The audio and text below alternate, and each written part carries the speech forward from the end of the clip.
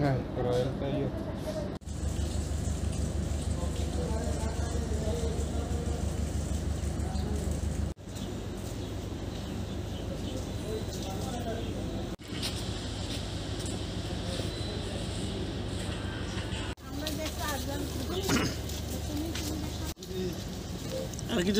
তুমি যাবা কি তাতা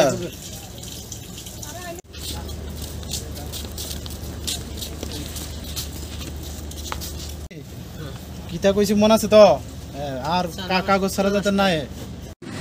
হ্যাঁ, আমরা গতকালকে গোপন সংবাদে আছে যে একটা বাংলাদেশি র্যাকেট একটা গ্রুপ আছে, তারা মানে ভারতের বর্ডার ক্রস করে রেল স্টেশনে এসছে। তো তারপর আমরা আমাদের যে আরপিএফ আছে প্লাস গোয়েন্দা দপ্তর আছে, আমরা যারা কর্মীবৃন্দ আছে সবাই মানে রেল স্টেশনে ওই চেকিংয়ে মানে লেগে যায়। তারপরে আমরা একজন বাংলাদেশি লোককে অ্যারেস্ট করেছি, সঙ্গে ওনাকে যে হেল্প করছেন যিনি কলকাতা বর্ধমান বাড়ি, ওনাকেও আমরা ডিটেন করেছি এবং অ্যারেস্ট করেছি।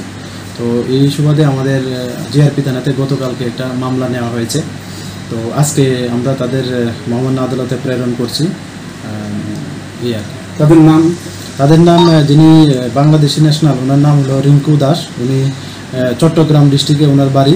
আর যিনি ইন্ডিয়ান উনি রয়্যাল দাস, ওনার বাড়ি হলো পূর্ব বর্ধমান, ওয়েস্ট বেঙ্গল। তাদের কাছে কিছু পাওয়া গিয়েছিল? তাদের কাছ থেকে বেসিক্যালি ওই বাংলাদেশের কিছু ডকুমেন্টও পাওয়া গেছে, তারপর ইন্ডিয়ান কারেন্সি আছে, আর ওনাদের স্মার্ট মোবাইল ফোন আছে।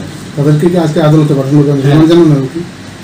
হ্যাঁ, আমরা জুডিশিয়াল কাস্টডিতে আমরা রিমান্ড চাচ্ছি, তো ইন্টারোগেশন করা যায়, আরও কিছু পাওয়া যায়। একটা কি লাগানো আছে? হ্যাঁ, একটা তো আমাদের যে নতুন একটা আছে বিএনএস একটা আছে, তারপরে ফরেনার একটা আছে, আইপিপি একটা আছে।